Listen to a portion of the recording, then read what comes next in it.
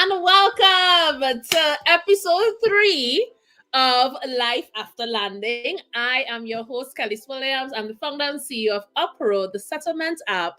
And today we're going to be having a very special guest talking about a very intriguing topic, right? But before we dive right into our guests, and our very intriguing topic, we need to talk about settlements. We need to talk about what exactly are we even doing here, right? What is the Life After Landing series? Why it happening? What is up, right? So for those of you who would have been following us over on Instagram and even on YouTube, maybe on my personal page, Kelly's Travels, you all know that we have this series called The Unwind.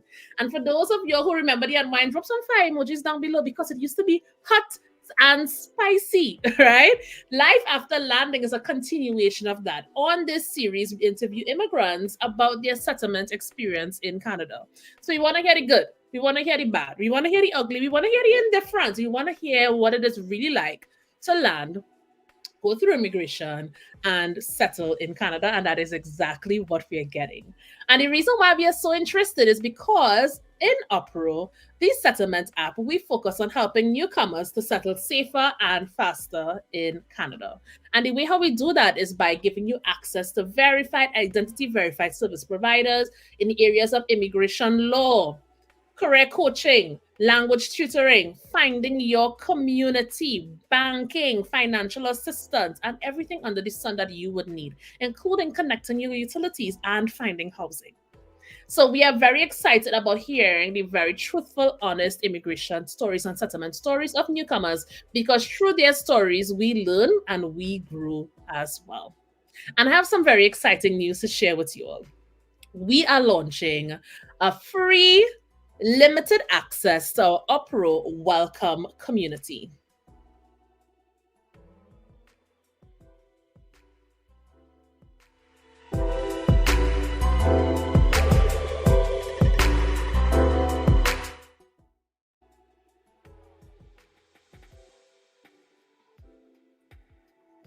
As part of this welcome community, and we're doing this for 48 hours only, get access to it.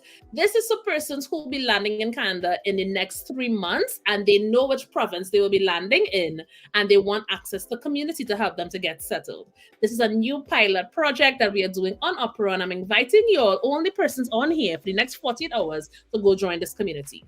After 48 hours, we'll be taking down this community. We'll be helping the persons who got access, and then if everything goes well, which we expect it to, we'll be bringing it back permanently as a part of our app. So this is a new feature, limited access pilot project that we are running on Upro.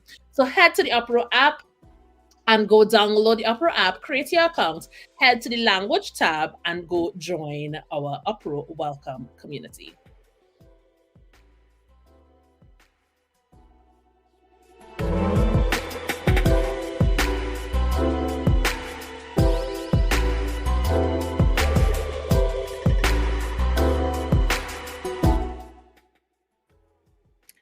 And now we are ready for a special guest. Let me head over to Instagram here and see. Are we ready for a special guest? Do we have some fire emojis in here? I'm seeing we have about 16 persons looking on live. Welcome, welcome, welcome. And I'm seeing here on YouTube, we have somebody giving us some thumbs up. Good to go. Awesome. We have 6 persons over here, and we are growing. We are growing. Tag someone and tell them they're missing out, right? And now let us welcome to the stage our very special guest who will be sharing her very intriguing story with us, Lynnell. Woohoo! Such a pleasure to be here. So now I usually don't introduce the persons because I want you to get the opportunity to tell us what we should know about you. What do you want us to know about you? So the floor is yours. Please introduce yourself. Well, hello everyone. Hi, welcome. My name is Lynnell. As Kelly said, I am a wife, a mom. I used to be doctor, maybe. But I recently moved to Alberta, Canada, and I'm here to share the journey with you guys. So if you have any comments, be sure to leave them in the comments so that we can get to them later on. Awesome. So we're getting plenty fire emojis over here. on Instagram and here on YouTube. People are really, really, really loving you. And for those of you all who know Lynnell, she has a YouTube channel, so you can go check her out on Lynnell B. I have put her little name, the name down there, the little white part underneath her name. Go check her out because she does a lot of nice content. So I want to start from the beginning. Okay. The beginning. I don't know if you mentioned this. Where you from? Rep Ah, yourself. Where you from? Where you can guess where you from? Where you from? Tell I'm us. from St. Lucia. I'm from the beautiful, beautiful island of St. Lucia. We're being represented by Julian Alfred right now. In the Olympics, she'll be running the 100 meters, so look out for her. Look, you made it the whole plug. The tourism ministry should be sending some checks right now. I have to. Awesome. Okay. So you're from St. Lucia. I visited St. Lucia It's once. beautiful, right? Maybe like about 4 years ago, I visited St. Lucia on a retreat. And let me tell you, I It's 100% beautiful. was giving St. Lucia a tear came out of my eye. I was like, this island. Every It's Friday, people gorgeous. come out to the streets and they have this big party in the streets. I'm like, yo, this island was made for me. I need to retire on this island, right? I need to retire here. This is It's where I a need to gorgeous, live. gorgeous place. Very gorgeous. So, what made you even consider immigration coming from the beautiful island of St. Lucia? So that's a very interesting question. And it all started out because of our careers. My husband and I, let's go backtrack a little bit. My husband and I were both medical doctors. So we were both doctors. And St. Lucia, being the tiny little island that it is, has no teaching hospitals. So it is impossible to specialize or become a consultant. Let's say you want to do pediatrics, OBGYN.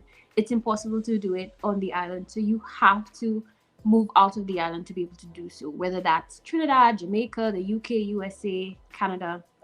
And so we were looking at our options, deciding, okay, where is it that we want to specialize? And Canada came up.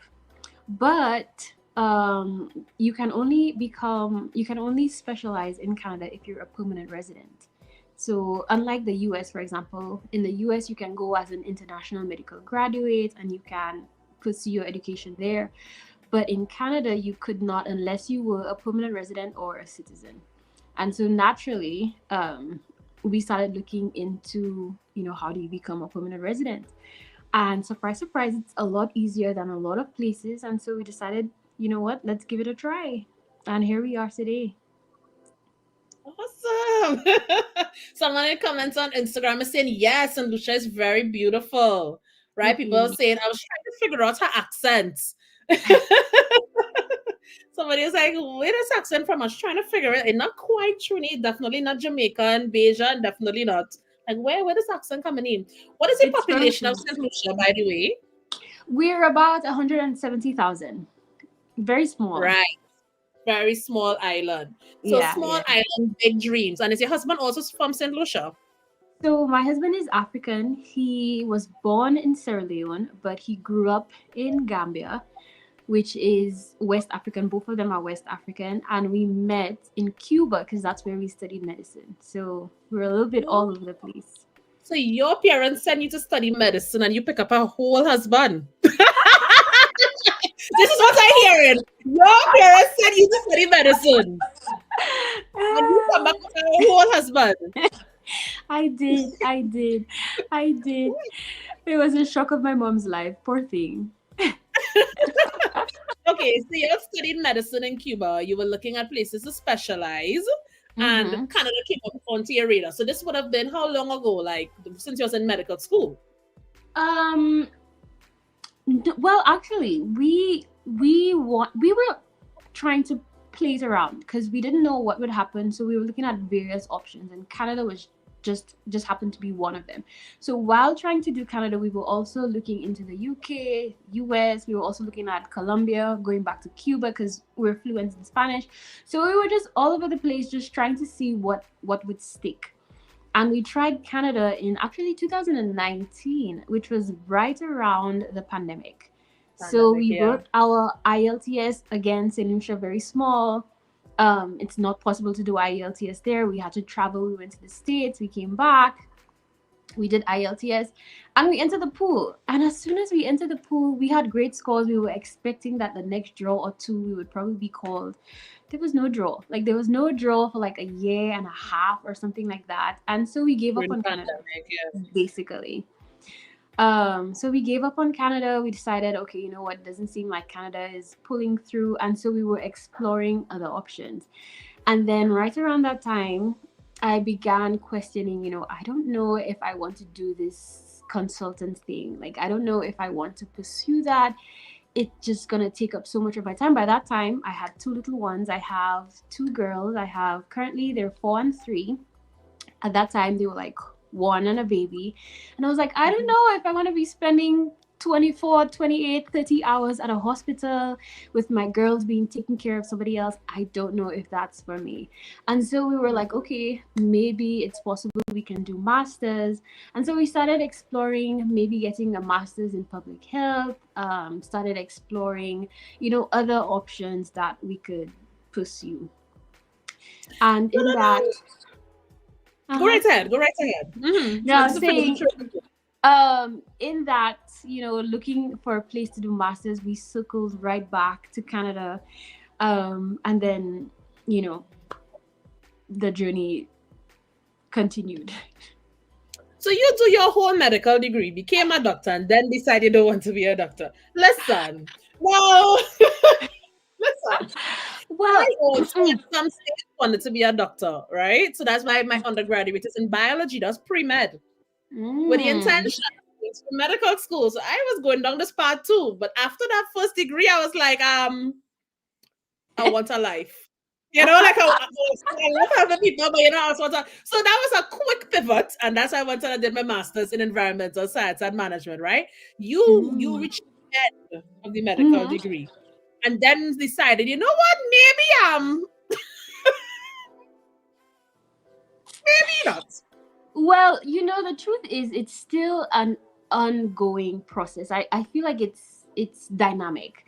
It's not something that I've decided, you know what, I'm done, I'm done, I'm done.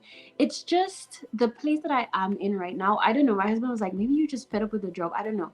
But it takes a long time to become a doctor. I spent 7 years, and then after that, I worked for maybe about 6 years.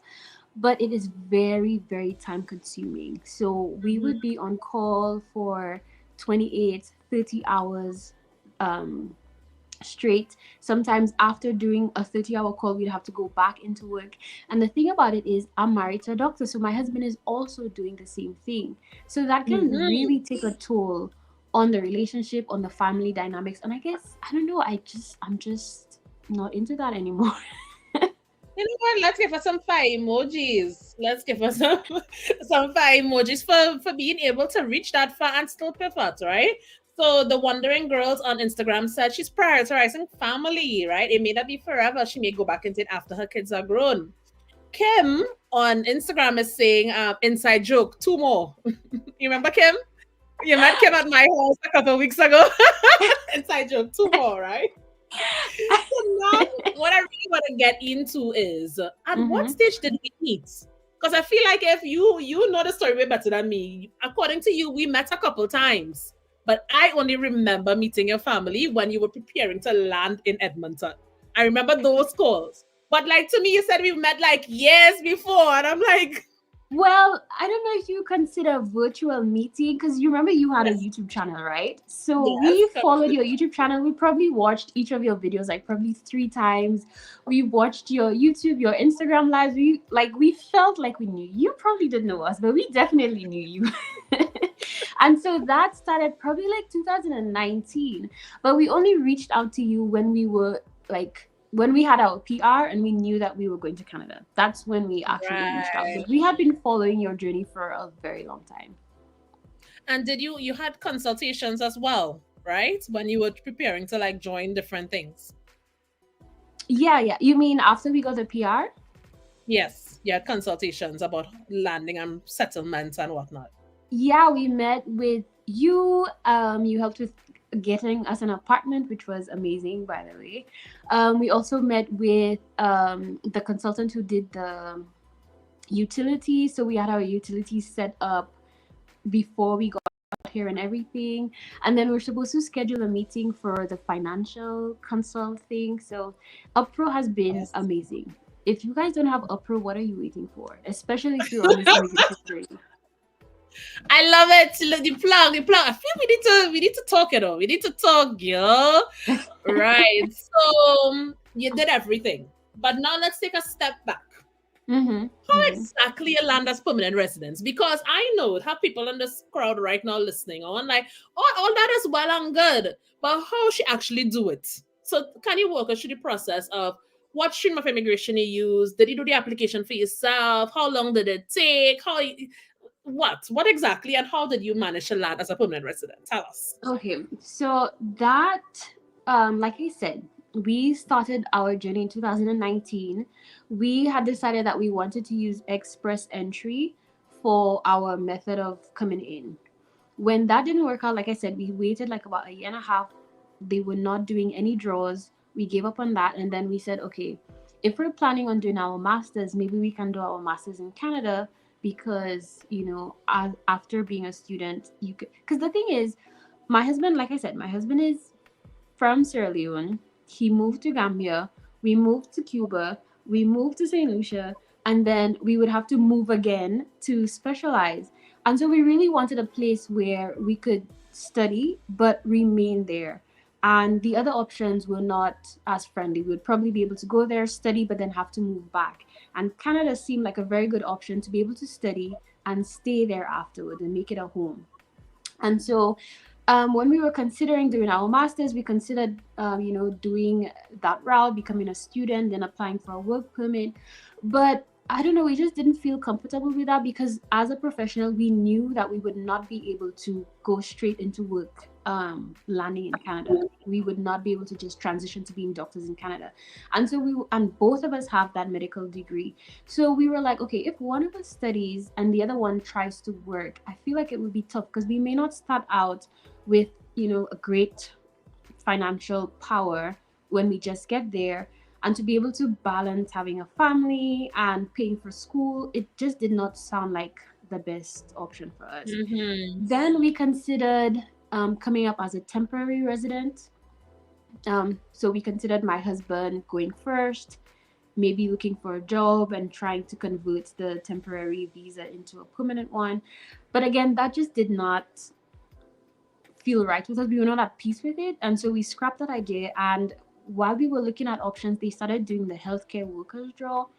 And the points was so like super low compared to our scores.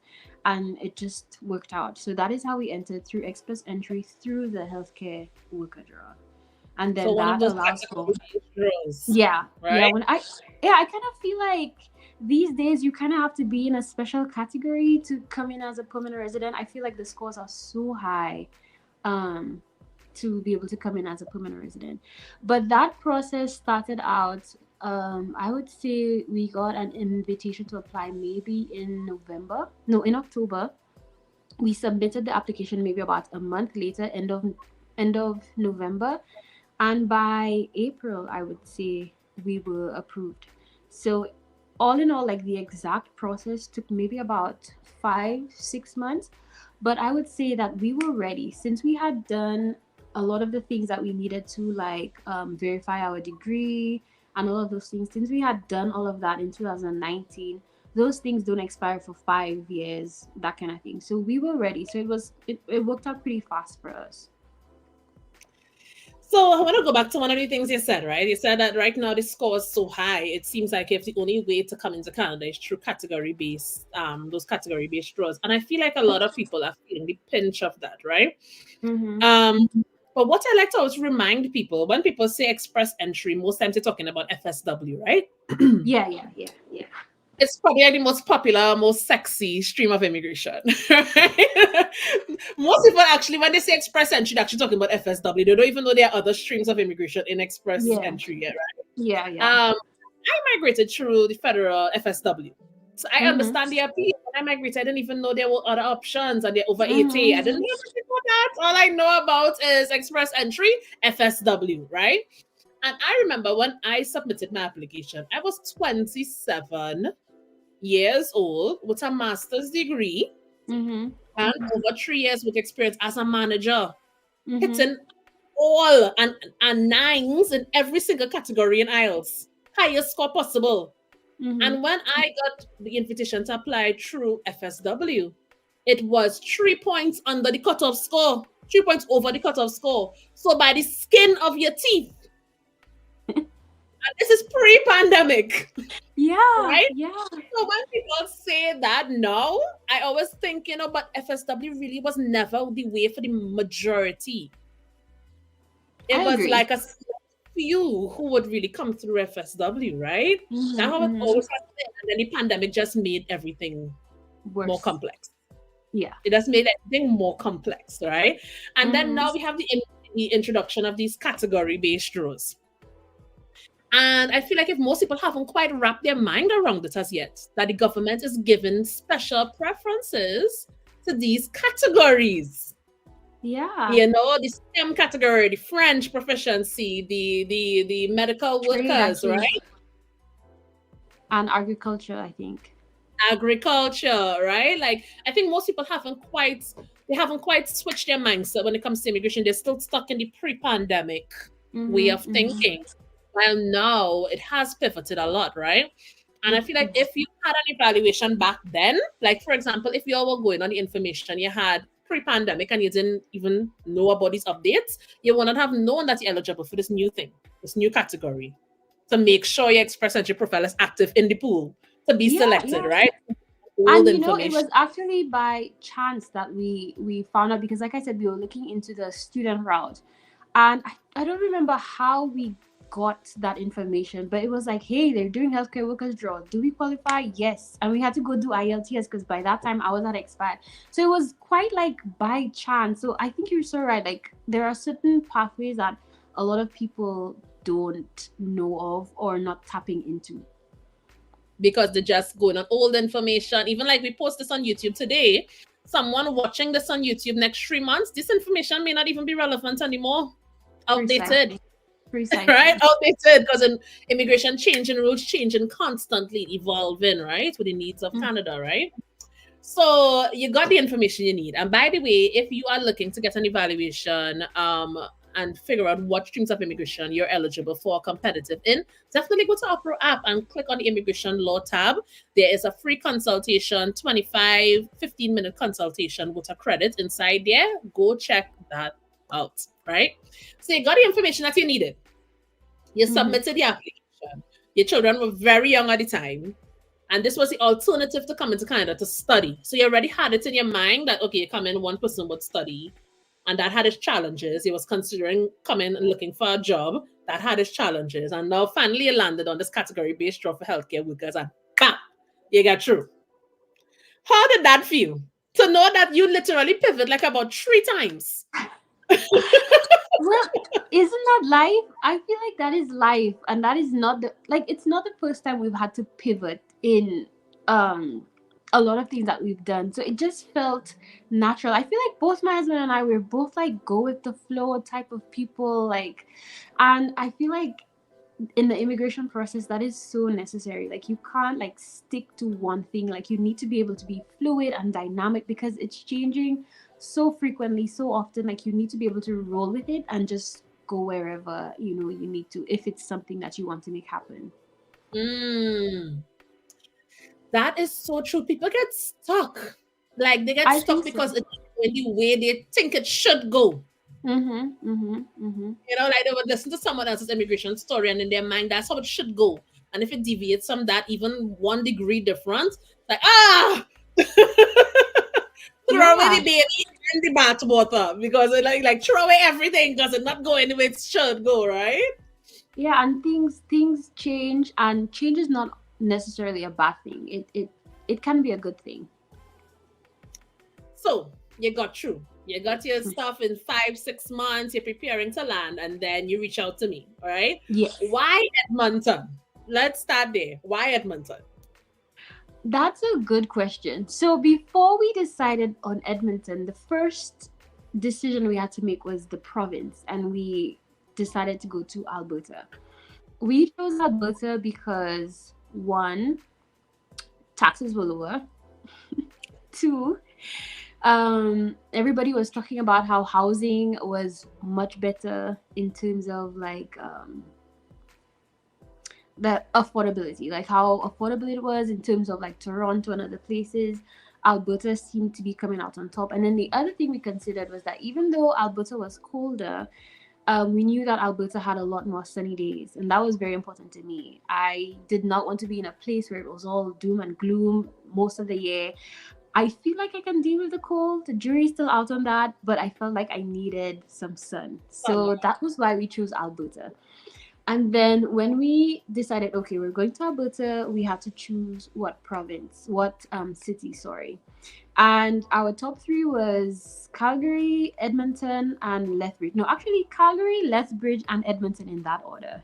We preferred Calgary because I don't know, everybody talks about Calgary. Calgary's this, Calgary's that, you know. But then that information again was outdated because Calgary is becoming popular, and so a lot of people are moving into Calgary. And so the housing prices are going up, the cost of Been living saying is this for going like up. 2 years now. Calgary's Yeah, the new so Toronto. yep. So we were like, Calgary is not it. Calgary is not it. So let's look into Lethbridge. We looked into Lethbridge. Lethbridge looked okay, but then we were concerned about the size and whether we would find jobs easily. And we were also having difficulty finding an apartment there. And so we pivoted again to Edmonton. And so far it's been lovely. That's how we get here. I didn't realize he was third on the list, man. I didn't Yeah. realize that. I didn't realize that Mata was third on the list. Yeah, don't get the true story earlier. My girl, because you're in the village as well, right? So my girl was checking things off on she lists, like, okay, all right. We will go with Edmonton. I love it. I love it. So when thinking about coming to Edmonton, Mm-hmm. there are some challenges, not just with Edmonton in specific, but generally immigration as a doctor, Yeah. right? I think we were speaking about this before, where the category-based draws are like a federal initiative, right? Mm-hmm. But then on a Mm-hmm. provincial level, as a medical doctor who just migrated, you can't go just get a job in the hospital. No, So you the can't. federal government said, "Oh, doctors, we need them, right? Let's do the special draw. Let's get them in here." But then on a provincial level, the Alberta government has regulations around doctors and who can work. So your education, your work experience got you here, but then you can't work. It's like a Mm-hmm. huge disconnect.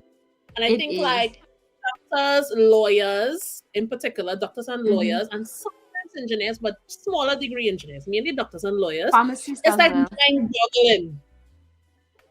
It's like mind boggling. Like, what? This I, experience got me here, now I can't work. This make it make sense. and it's interesting because if when we introduce ourselves and they're like, oh, you both are doctors, great, great, we need doctors, welcome, and we're like, oh yeah, it doesn't translate exactly like that. Yeah, it's a big disconnect. It is. It is a big disconnect. And it's unfortunate. I feel like if this is where we need to focus now on getting people who are here into jobs that is why we want them here. We want especially, them. especially because they go through such a thorough process of evaluating our degree. It's not like like they just pick up any random person. Like our degrees were verified and all of that kind of thing. So like it should be better, but hopefully with time it will be. Things would change. So it has been, well, it is a struggle. It is a challenge, right? And I remember one of the conversations that we were having when you were preparing to land, I connected you with a doctor that I knew here in Edmonton. I wonder if that Mhm. made up your mind. I probably put Edmonton maybe second on the list. Because it's like, I had this doctor friend who went through this. And like, let me connect you all, maybe she It could like give you all. it certainly helped. In fact, she connected us with somebody who connected us with somebody, and that's how my husband got his first job. So thank you. I didn't even know that. You see, girl, Yeah. good a network. A strong network could get you Yes. further than paper and pen. I I tell can't people agree this with all that the more. time. Mm-hmm. That is Mm-hmm. so, I didn't even know that is so great. So I remember Yeah. y'all coming and I said, wow, two doctors, two people who can't work in the field after going Mm-hmm. through years and years and years of training, Mm-hmm. right? There must be something. And then I thought about this one friend that I have who's a doctor who went through the entire process. And look at that. It all worked out. That is Yeah. amazing. And And then she's very this, encouraging too. She's very Very encouraging in encouraging. the sense that, you know, like she, like, we have spoken to a few people and they're like, oh, it's so hard to break into like practicing here, blah blah blah. But I feel like with her, she was like, it's hard, but it can be done, and you need to do this, that, but it can be done. And I feel like she has been one of the persons who's given us the most positive feedback and has motivated us more than anybody else. So thank you very much for that connection. I'm so happy to hear that that worked out. And you're not the only one, because this weekend, tomorrow actually, we have another doctor who'll be landing in Edmonton, and I also connected them. So I know that Mhm. the referral is going good. I'm so happy to hear that. So someone Yeah. on Instagram is asking, what does the process actually look like? So I know it's a long process, a lot of moving parts, but if you could summarize it for us, what does it look like for a doctor to move from the Caribbean or from elsewhere into Canada and get back into practicing? Because after all them years of work, unless you're like Lynnell considering being a housewife, right?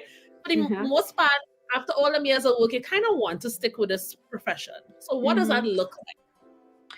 Okay, well, first of all, I would start off with saying when my husband and I decided that we wanted to immigrate, one of the first things that we wanted to be okay with was, if this didn't work out, would we be okay with never practicing clinical medicine again? And I feel like that's something that you have to consider if you want to move to Canada. If you move and it just doesn't work out, are you okay not practicing clinical medicine? And we are okay with that, primarily because a medical degree is still a medical degree and there are lots of other things that you can do with it. You can work in health administration. There's a lot of things that you can do, especially in a first world country. So that's the first thing. The second thing, I think it would depend on whether you are a specialist or whether you are a general practitioner. So in the Caribbean, we're very familiar with the term general practitioner because a lot of Caribbean countries don't have medical teaching hospitals where you can specialize, and so they're used to persons immediately leaving medical school and being able to practice. In most first world countries like the US and Canada, that does not happen. No one finishes medical school and immediately practices. They automatically enter into a residency program. If you do not enter into a residency program, you cannot practice medicine. So most doctors, not most, all doctors in Canada, the US, they are specialists, whether that is family medicine, whether that is OBGYN, pediatrics, whatever the case is. So coming in as a doctor, it would really depend whether you are a specialist from home or whether you are a international General medical practice. graduate. That is what they call Right. us. They see us as somebody who graduated from medical school, not necessarily as a doctor, because we did not specialize. So, Specialized. Because it didn't have right, schools, the training centers to specialize. right. So if you want to study here and you're like me, I can't speak for a specialist because I'm not one.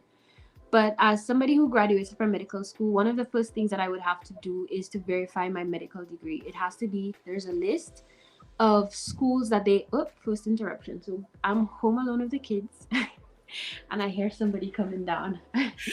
um, but you have to, the medical school you graduated has to be on a list that they accept. If it's on that list and they accept that medical degree, then you need to send it. You need to send in your medical degree for verification, and they verify that, okay, this degree matches up to a medical degree in Canada.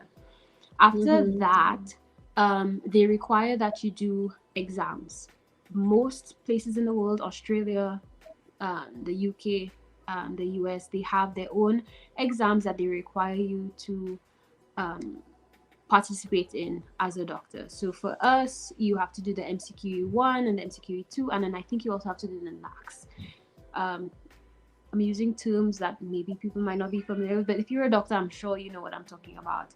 But you have to do those medical exams. Now, the interesting part is, I think it depends on the province, but what we have heard is that there's two ways to practice medicine here in Alberta. I'll speak for Alberta, that's where I know. One is that you enter into the residency program, which can be a bit challenging. You need your exams. But there is a program designed for international medical graduates that can get you into residency. You need to be here for 6 months. They have a few other requirements. If you look into the website, that's fine, that's well established. So there's a program that can get you into a residency program. It takes a little while, um, but that's a possibility. Then the other thing that we have heard that we have not tested for ourselves yet is that they're in search of family doctors. And so if you have experience practicing as a family doctor, you can send in your qualifications and your work experience to be evaluated. And if it has been evaluated and they deem that you are good enough to work there, then you can work after doing a certain, I think you have to do an assessment, an exam or something, a special exam. And if you pass that exam and if you meet the qualifications, then you can start practicing as a family doctor. So those are the two pathways that we have heard.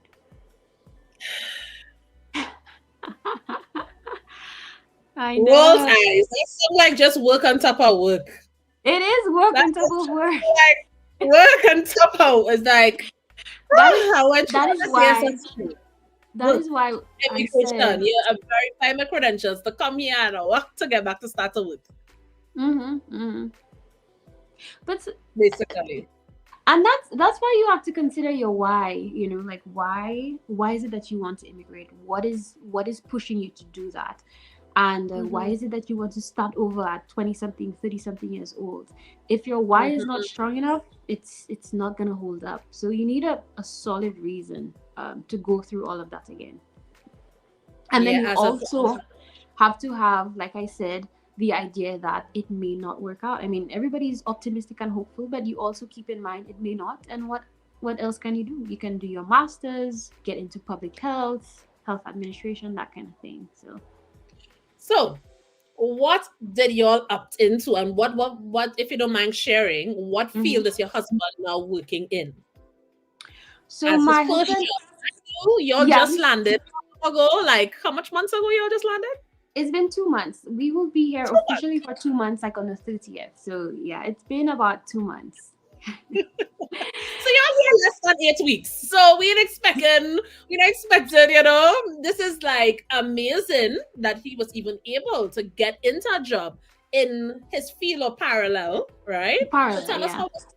I know it came through the referral that I gave you, through the referral of the referral, right? But how was that process of going back out to work? I must say that is one of the things that we thought would have been easier. We thought that penetrating the job market would have been easier. Like I was expecting, like within 3 weeks, like we would have had. I wasn't looking for it, but my husband would have had a job already. I was expecting that he would have had a job already. But he was applying for jobs. Like it was like his job was applying for jobs. Looking for jobs, fixing the resume, the CV, sending them out, etc. And we got so little interviews that I was beginning to think, like, what is happening? Like, why? I didn't mind if he got an interview and he didn't get a job, but I felt like, okay, at least break the barrier and get an interview. And that was one of the things that surprised me. I thought he would have gotten a lot more interviews a lot more quickly. But the process was actually quite simple. We, like I said, you connected us and she was like, hey, I know this person. They said that they're looking for a job. It's in the healthcare field. And would you mind working as that? Obviously, we can't work as doctors. So she was like, do you mind? We're like, we don't care. Like, we just want to penetrate. The goal is just to penetrate the job market and work our way up. And so it was through a referral. Somebody just said, hey, send in your CV. Don't go through the website. Send it directly to me. I'll send it into my supervisor. And that's how it came through.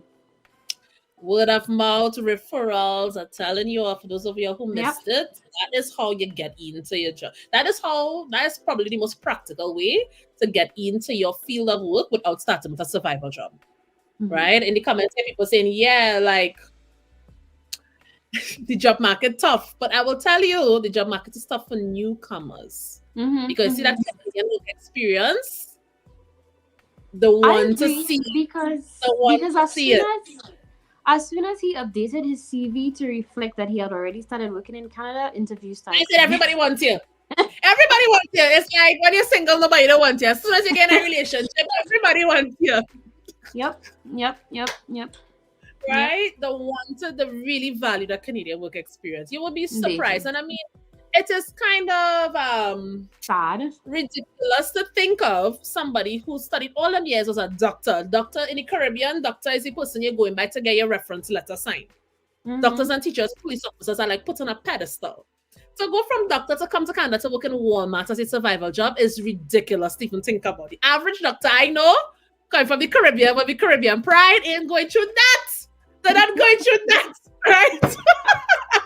So, to tell somebody to start from scratch survival job after you reach a doctor lawyer is a difficult pill to swallow. And without really getting into a referral, getting referred into a job, it'll be also difficult to penetrate into those types of jobs with our Canadian work experience, right? So I think for those of you who are preparing to come to Canada as a doctor, lawyer, one of those professions that you need that introduction, I think a good place to be would be to build in your network. Like, be on LinkedIn, be in these communities, find your community, find someone. Be on a pro, yeah, join the community. By the way, if you came on late, we have this limited offer, 48 hours, where you can go to the Upro app, click on the language shooter tab, but in there, there's a secret link in there where you can actually join our Welcome to Canada Upro community for persons who are landing within the next 3 months only. This offer is only available for the next 48 hours. It's a free offer. Go right ahead, join, and then you can actually join which province you plan to land in and meet up with other newcomers. Just exactly what Lynnell is saying. It's exactly the type of thing we're trying to happen or provide a platform for it to happen organically, where you can meet other people who can give you referrals for jobs, who could tell you what to do, and it's organic. It's just people helping people, right? So it is difficult to break into the job market as a newcomer. That is a fact. Right. Yes. But the one thing that I would say is it does get better with time. Once your resume is built up and you have some Canadian work experience on there, you find that and your network is built up as well, you find like getting a job becomes easier. Like, I feel like right now, if I wanted to start a job, I could start today's Friday. By the end of next week, I could have a job offer. Just because you have a network. You have a network. Your resume is packed up with Canadian work experience. You have people who could vouch for you. I could call previous employers and ask, hey, you know anybody hiring? Like, it just becomes much easier when you really embed yourself in a network. It becomes a bit easier to navigate. But as a newcomer, oh my God. Yeah, it's challenging. I was in a department store showing people curtains. After having a whole master's degree, right? This curtain, look at these flowers, it's so pretty. Right? Oh my goodness. I sell the hell out of them curtains, right? But you have to do what you have to do. You have to do what you have to do. You know? I think another argument that people make here, and let me know what you think about this, right? Is you are the prize. So like you shouldn't like don't downgrade your resume, don't go for a job beneath you. Like stick to your guns and try to get a job in your field at least and work your way up, right? But I feel like the conversation is different when you're a parent. When you're a parent and you have bills to pay and you have little mouths to feed, it have no pride in the game. The prize is keeping my children fed. I am not the prize. I don't even matter anymore. You know what I mean? And it's not just that. It's also like you have long-term goals. Like you don't want to come here and just sit at home wasting money, using up all the savings that you have, when your savings could, go further if you just get a job to just cover the bills in the meantime while you go up. So like there's a lot of things to think about, and pride is definitely not one of them. It really isn't, especially in Canada. Nobody don't care. Nobody here don't even know you. Exactly. And people don't care about those things. It's like a dog eat my shame. When I walk off that plane, a dog eat my shame. I was real good. I didn't care about nobody. Nobody here to know me. Exactly. You know me? Like, I don't care. I selling these curtains and I doing it real fancy too. Okay. We getting off track here. We already have 15 more minutes. Jeez. Okay. So tell us about your settlement experience. So I got the apartment for y'all. You got your utilities connected through Upro. You got your first job referral through the community, right? How how was the settlement experience? What do you think of Edmonton? How is it living in the divine housewife energy? Just give me 1 second. No I'm putting on problem. another movie for the girls so that Oh, okay. the Movie first one done. is done. Intermission. Intermission. So you know what? While you're doing that, let me actually give you all the heads up about this 48-hour offer that we have going on.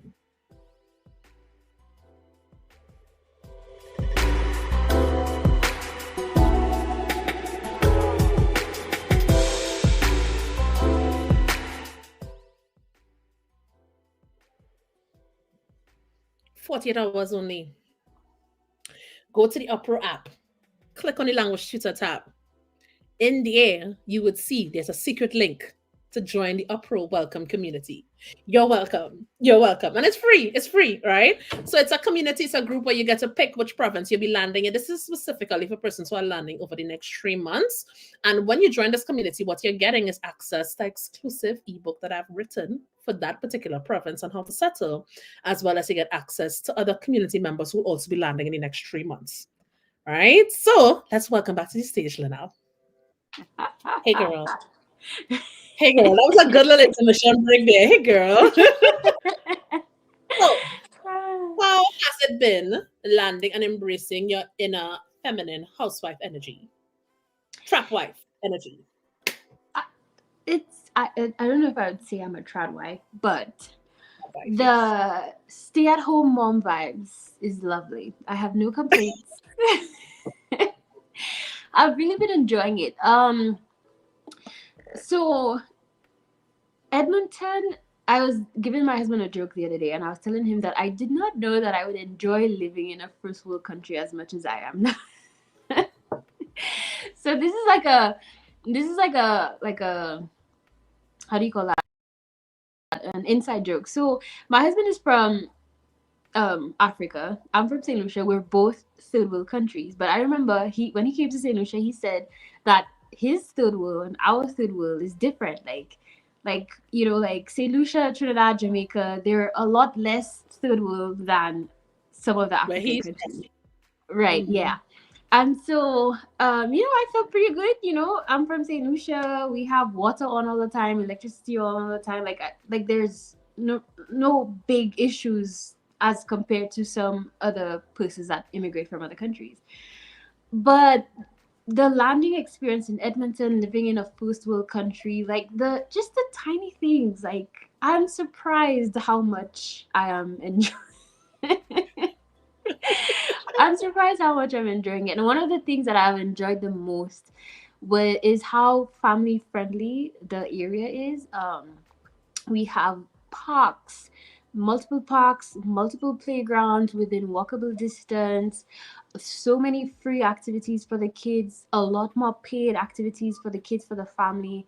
We've only been here for like 8 weeks, but we have really, really enjoyed the time here. So settling has been fine. We heard a lot of horror stories with people coming in, being new immigrants and not having like credit score and all of the things that they ask for, and having to stay in an Airbnb for weeks, which is expensive. So we were like, this is not happening to us. We are getting an apartment before we arrived. Enter the chat, Kellis, enter the chat Upro. And so we had no issues with our apartment. We came in the same day. We entered into our house the same day. Like, it was a breeze. We had none of those horror stories, no issues. It was great. No complaints at all. Yeah. Oh gosh, I am so happy. And you landed when I was out of the country, so I didn't get to pick you all up at the airport, right? I didn't get to pick Yeah. you all up. So I was like, oh gosh, let me just make sure everything is good before I leave, because I would be there. Like, I like to be there, like to make I sure know. everything goes right. So I I'm on the know. phone with her, like, okay, did you all land everywhere? Is everything okay? Like, everything. She's It like, was yeah, good. we're there, Yeah, whatever. we drove and everything. It was good. You just rented a car and it's like hit the ground run. I'm like, are And you all okay? Like, and it was so funny. shameless plug, if you want to see how all of that turned out, that's all on my YouTube channel, so you guys can go ahead and subscribe Check and out on see what that YouTube, journey has Lynnell. been like. Mm-hmm. Awesome, awesome. So yeah, and he even gave them a house tour of the Oh yeah, apartment. Like so yeah. many There's a people house tour. from where your husband is from, Sierra Sierra Leone. Leone. Mm-hmm. Yeah, so much of them reached out to me like, "Oh, this girl and I was talking about you on YouTube," and I was like, "Huh? What? Where?" Really, really. Which is That's cool. amazing. Thank you, thank you, thank you for that. Right. So tell us, Mm-hmm. when you're going to start back to work, or is this it? Do you feel like if this housewife life is the life, and like, how does it feel? If you feel like this is your life, how does it feel to finally be able to pivot into the space where you can be the housewife of your dreams? All right. So, coming to that decision was a journey, as you can imagine. Um, I'm a very motivated, very go-getter type of person. My husband is a doctor. We had dreams of, I don't know, both of us being doctors, opening a clinic, working alongside each other. And so, coming to the realization that that was no longer my dream was, and what I should say was, because I feel like I'm over that now. It was very challenging. It was very challenging. It was something that I had to come to terms with for myself. It was something that my husband had to come to terms with himself. And it's a journey, you know. I'm not saying that this is what it's always going to be. Right now I'm just trying to focus on what I feel led to do right now in this moment. Mm-hmm. I don't know what it will look like in 5 years. I don't know what it will look like in 10 years. I just know what I want to do right now. And right now, I want to be home with my kids. I Kids, want to be home with yeah. my kids. And one of the reasons because I want to homeschool. I'm very much into like the homeschooling thing, so that has also played a role in the decision as well. And so far, it's been good. It has actually allowed my husband and I to have really good conversations, you know, about a lot of different things. So it's been good. It was a challenge to get here. I feel like it was very bumpy to finally admit that to myself, admit it to other people. But now that I'm Mm-hmm. here, I'm at peace with it, and I feel good. Yeah, only this child trying to be homeschooling. She loved taking these kids out. If I knew all of this, I would have get you an apartment closer to where I just live. I would have be dropping this child off. I mean, who better to drop this child off with a doctor? It's like, don't be sick. Don't be eyes. I would be, why we didn't see it on Marcy on here? Marcy, do we an injustice or do us an injustice? Because she living far from us. Like, we should have you like 3 minutes. You just all the Oh girls my goodness. gravitated towards you. Like, she likes children. Do you like my child? Yeah.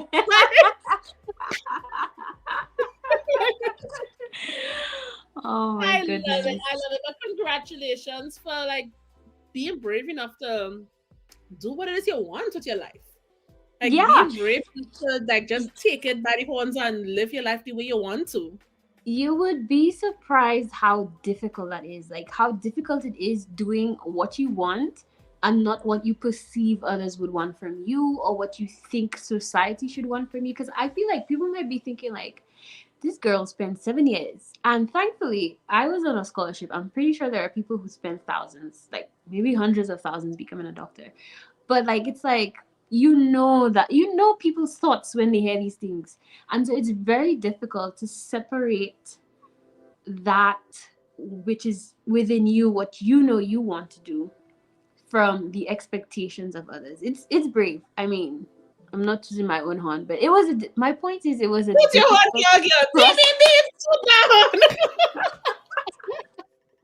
It was Sit a difficult down. process is what I was trying to say. Like it did not come easy. Like it wasn't like, oh, I don't care. I'm just no it. Like it was a process, it was a journey, and it was hard. It was hard. And kudos to you. Thank you so much for sharing. I mean, there's so many other things I wanted to talk about, but we just don't have the time. I Like, know. for example, I wanted to talk about childcare benefit because you landed as a PR with 2 children. Mhm. Mhm. There's some Mhm. benefits here of landing because the government gives you money to help with the children, right? That Mhm. really allows for that wiggle room of being able to stay at home, right? Like Yeah. financially, the structures of having children in Canada. But I think that's a topic we could have for another day. Like that's a whole Definitely. topic of right? The Yeah. budget budgetary part of being able to survive with children in Canada. Right? And how is that possible when the children just drink money and not milk? Right? They trying just drink money, not milk, right? It's not the milk, it's the fruits. It's the fruits, yeah, true, it's the fruits. So, in closing, Mm-hmm. what advice do you have for doctors in particular who are Mm-hmm. thinking about making a move, but they're just not sure if they're willing to take that risk? I would evaluate the why. I feel like why you want to do this would be what would push you through. So, like I feel like sometimes you can do something because somebody else is doing it, or because it's a fad, everybody else is doing it. Or some people just have the idea that living in Canada is better than living in a Caribbean country. But I feel like if you have a deep rooted reason as to why is it that you want to do this, is it for you, is it for the future of your kids, is it because you feel unsafe, is it because this is a step backward financially but you know that it will be 10 steps further later on, like why? And I feel like once you have that why in place, then it will get you through all of the difficult parts, because it was difficult, the process of actually applying, the waiting, not knowing that if it's going to come through, then selling all your stuff and moving to a place where in our case we'd never been to before, we have no family, no friends here. The why behind what you're doing is what's going to center you and ground you. So that would be my advice.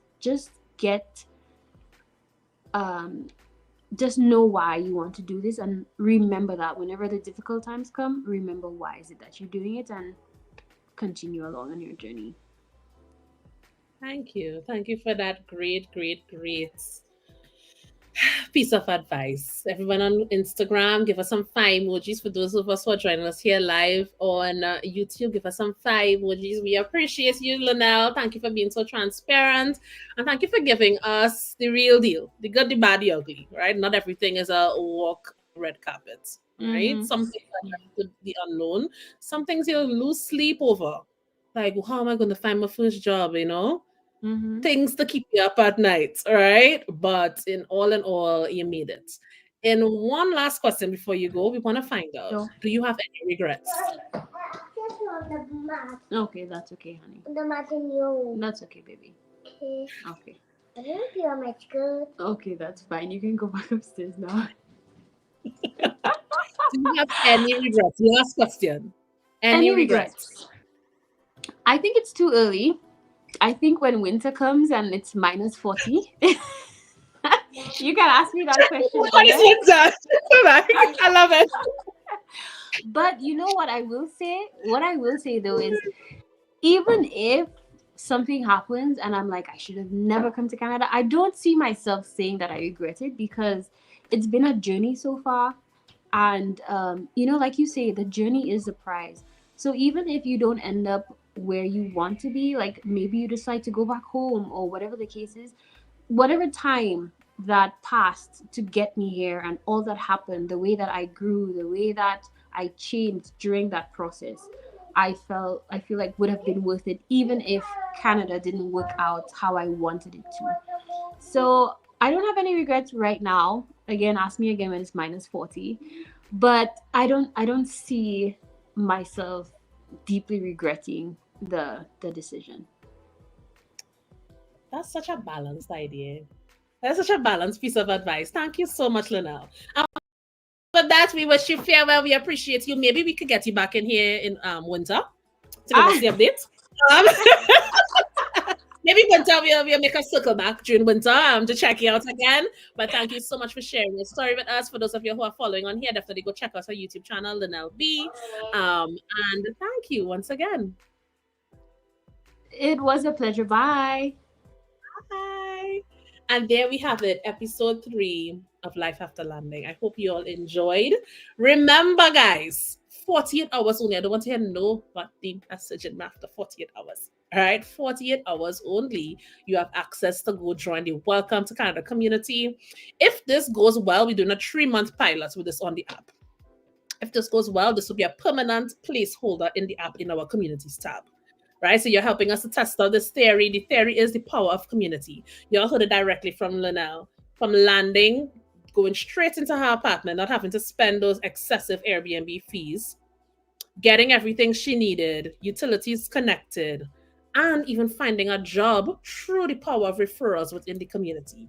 This is where we see Uproar. This is what Uproar is about, is the power of communities, helping persons to settle safer and faster. And you could be a part of that process, right? So definitely head over to Uproar, uproar.ca, and I will see you all there. You can even also book a free demo call with me if you're unsure how to go about the process.